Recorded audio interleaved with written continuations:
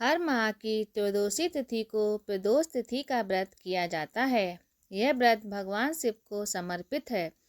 भगवान शिव की कृपा पाने के लिए इस दिन प्रदोष व्रत की कथा अवश्य सुननी चाहिए।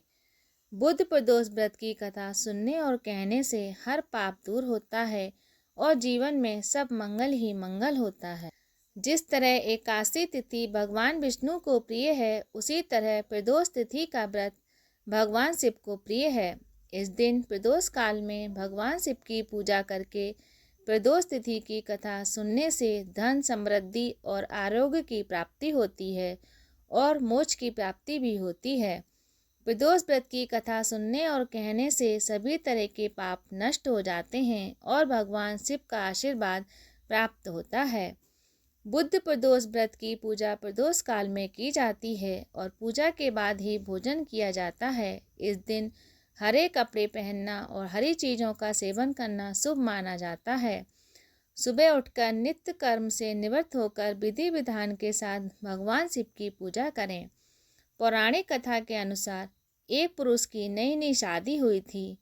गौने के बाद दूसरी बार पत्नी को लेने के लिए वह ससुराल पहुंचा और सास से कहा कि वह बुधवार के दिन पत्नी को लेकर जाएगा। लेकिन सभी लोगों ने कहा कि बुधवार के दिन मायके से ससुराल लेकर जाना सही नहीं है, लेकिन वह नहीं माना। विवश होकर लड़की को भारी मन से विदा कर दिया। पति पत्नी दोनों बैलगाड़ी में चल दिए। नगर से बाहर निकलते ही पत्नी को प्यास लगी और पति से पानी के लिए कहा। जब पति पानी लेकर आया तो देखा कि किसी पराये पुरुष के लोटे से पत्नी पानी पी रही है और हंस हंस कर बात कर रही है। वह पराया पुरुष बिल्कुल अपनी पत्नी जैसी शक्ल सूरत का था। यह देखकर पति को गुस्सा आया और लड़ाई करना शुरू कर दी। लड़ाई होते देख वहाँ भीड़ इकट्ठा हो गई।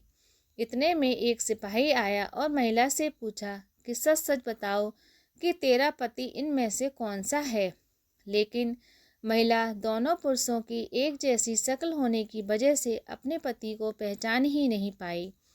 महादेव ने उस पुरुष की प्रार्थना स्वीकार कर ली और उसी क्षण वह अन्य पुरुष अचानक से गायब हो गया। भगवान शिव के आशीर्वाद से वह पुरुष अपनी पत्नी के साथ सकुशल अपने घर पहुंच गया।